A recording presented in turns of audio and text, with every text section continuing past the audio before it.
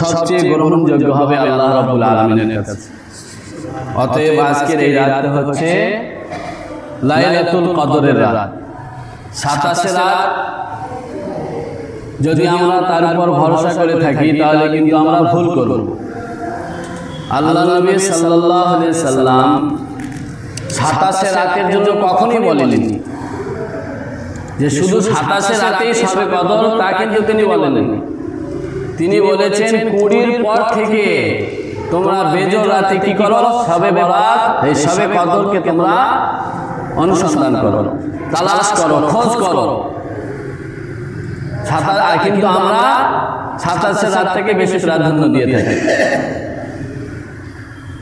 27 রাত যেরকম আমরা প্রাধান্য দিয়ে থাকি, আরো বাকি আমাদের জীবনে যে 4টে মহামূল্যবান রাত শবে কদরের, সেই রাতগুলোকে আমাদের অবশ্যই ইবাদত করা দরকার এবং সেই রাতগুলোকে আমাদের মূল্যবান ভাবা উচিত।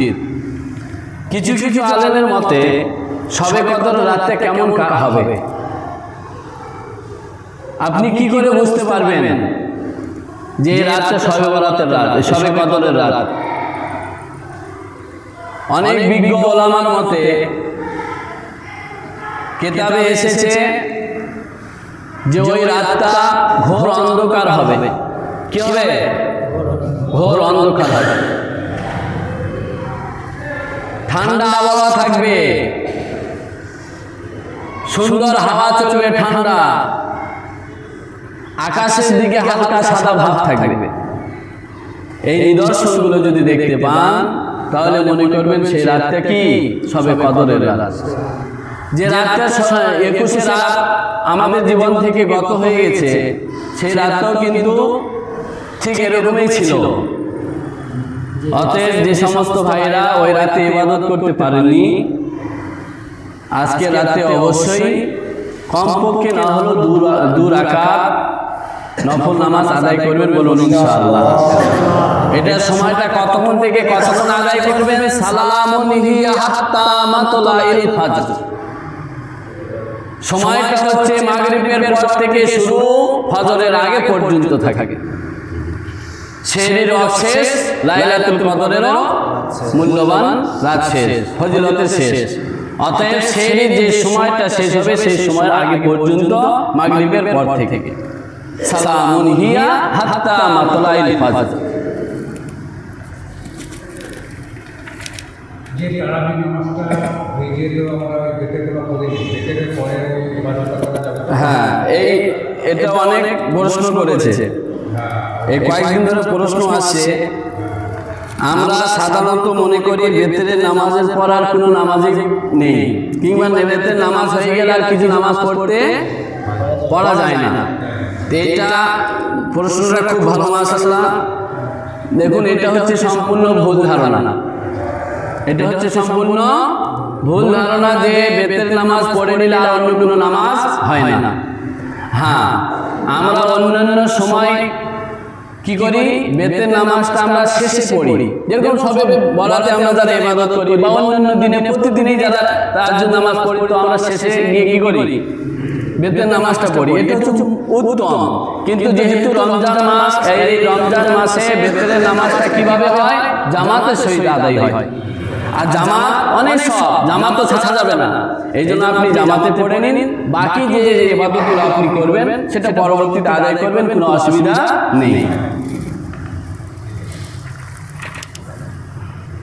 ইসলামের ইতিহাস, ইসলামের প্রথম জুমা, ইসলামের প্রথম জুমা কোথায় হয়েছিল?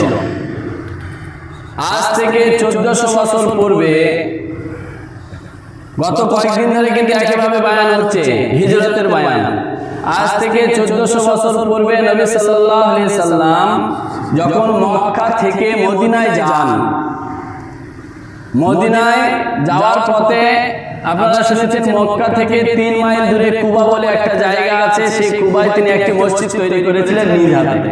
সেখানে 14 দিন অবস্থান করেছিলেন। আবার সেখান থেকে তিনি মদিনার জন্য পাড়ি দিয়েছিলেন। তো তিনি যখন মদিনায় পৌঁছান, তো তিনি সেই জায়গায় প্রথম জুমার নামাজ পড়িয়েছিলেন মদিনা তৈয়বায়। প্রথম হিজরিতে তিনি কি করেছিলেন? প্রথম জুমার নামাজ আদায় করেছিলেন। আর সেই জুমার নামাজের ভাষণ কি ছিল? ভাষণ ছিল যে আল্লাহর তৌহিদ নিয়ে ভাষণ।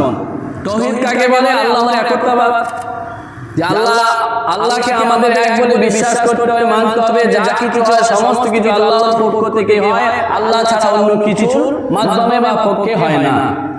এর উপর বয়ানটা সম্পূর্ণ নবী সাল্লাল্লাহু আলাইহি সাল্লাম করেছিলেন। আর প্রথম জুমার নামাজ হয়েছিল মদিনাতে। এরপরে হুজুর সাল্লাল্লাহু আলাইহি সাল্লামের একটি মুজিজা, আল্লাহ নবী সাল্লাল্লাহু আলাইহি সাল্লাম তিনি যে মানুষের জন্য নবী ছিলেন তা কিন্তু নন।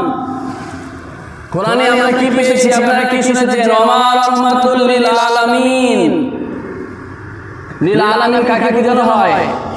পুরো পৃথিবীর মধ্যে যা কিছু আছে সমস্ত জিনিসের নবী কিন্তু কে ছিলেন?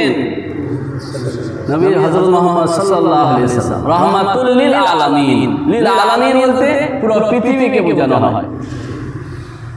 হযরত সুলাইমান আলাইহিস সালাম তো তিনি কিছু কালের জন্য, আর তিনি সবার নবী ছিলেন না, কিন্তু সবার ভাষা বুঝতেন তিনি। প্রত্যেকটা প্রাণীর তিনি বাদশা ছিলেন, পিঁপড়েরও বাদশা ছিলেন, ফড়িংয়েরও বাদশা ছিলেন। কিন্তু আমাদের নবী সাল্লাল্লাহু আলাইহি সাল্লাম পুরো পৃথিবীর জন্য নবী হিসেবে এসেছিলেন এবং রহমত হিসেবে এসেছিলেন। কারণ নবী সাল্লাল্লাহু আলাইহি সাল্লাম কোন রাস্তা দিয়ে হেঁটে যেতেন তো গাছেরা কি করতেন? সালাম করতেন। পাহাড় যদি থাকতো পাথররা সালাম করতো। নবী সাল্লাল্লাহু আলাইহি সাল্লাম কোন হয়তো নদীতে কিংবা কুয়াতে পানি তুলতে যেতেন তো তোমাকে হেড হতে হতো না, রশি লাগাতে হতো না, পানি অটোমেটিক উপরে চলে আসতেন। পানি অটোমেটিক উপরে চলে আসতেন। এটা তো মা আমিনার সঙ্গে হয়েছিল। আপনি যদি নবী সাল্লাল্লাহু আলাইহি সাল্লামের জীবনী পড়েন তাহলে একবারে তার দাদু থেকে শুরু হবে, যে নবী সাল্লাল্লাহু আলাইহি সাল্লাম যখন মা আমিনার গর্ভে আসেন, তিনি যখন অন্ধকার ঘরে কোথাও বসে থাকেন তো অটোমেটিক ঘরটা কি হয়? আলো জ্বলজ্বল করছে। এরপরে কি হয়? যখন তিনি কুয়াতে পানি আনতে যেতেন তো ওনাকে হেড হতে হতো না, অটোমেটিক পানি উপরে চলে আসে। তো নবী সাল্লাল্লাহু আলাইহি সাল্লাম এই হচ্ছে মুজিজা। এখন যে দেশের মুজিজা সেটা হচ্ছে নবী সাল্লাল্লাহু আলাইহি সাল্লামের সঙ্গে মিলিত জিনিসরাও কথা বলে, চাই সে পশু হোক চাই সে মানুষ হোক।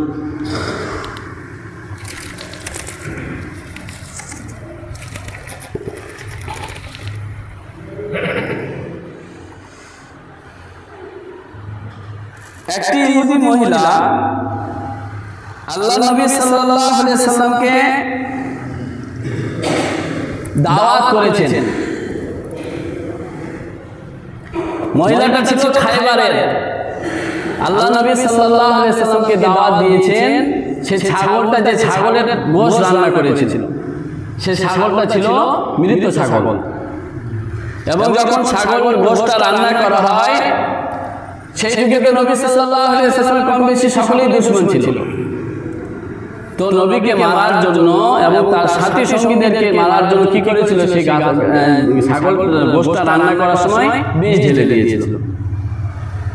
আল্লাহ নবী সাল্লাল্লাহু আলাইহি সাল্লাম তো কারো দাওয়াত কি করেন না, অমান্য করেন না। কেউ দাওয়াত দিলে তিনি কবুল করেন।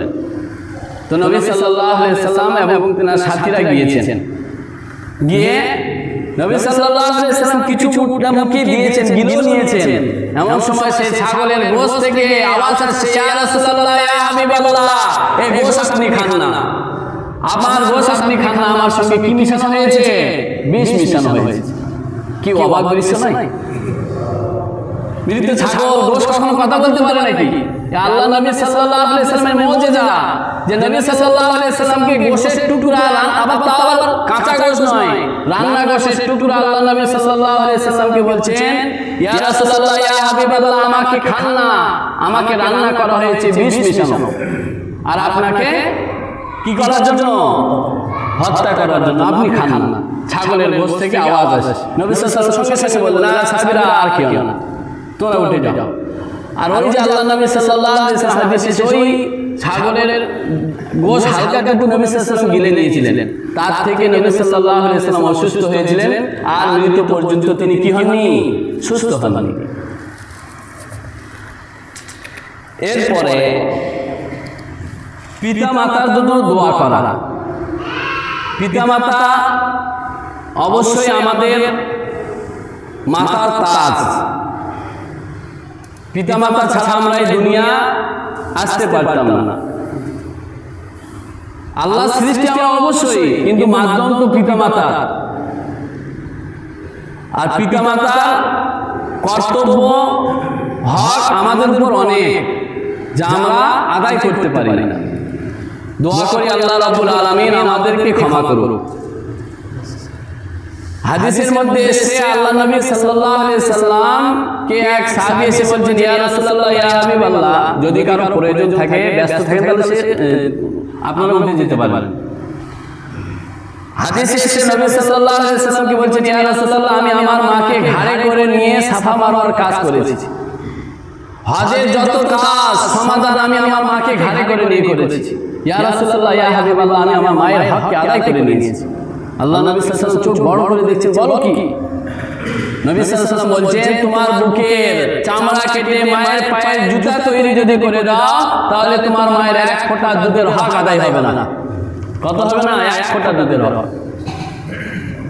মা আমাদের জন্য এতটা কষ্ট স্বীকার করেছে। মায়ের সম্মান আল্লাহ রাব্বুল আলামিন এত উঁচু করেছেন। এইজন্য আল্লাহ নবী সাল্লাল্লাহু আলাইহি ওয়াসাল্লাম হাদিসের মধ্যে বলেছেন, আল জান্নাতু তাহতা আকদামিল উম্মাহাত, যে প্রত্যেকটা পুরুষের পায়ের নিচে আছে জুতা কিংবা মাটি, কিন্তু এক মা, মহিলারা, মেয়ে ছেলেরা যাদের পায়ের নিচে আল্লাহ রাব্বুল আলামিন জান্নাত রেখেছেন। আল জান্নাতু তাহতা আকদামিল উম্মাহাত, প্রত্যেকটা মায়ের পায়ের নিচে পদতলে আল্লাহ রাব্বুল আলামিন জান্নাত তৈরি করে রেখেছেন। এই পিতামাতার জন্য দোয়া করা আমাদের উপর কর্তব্য অবশ্যই।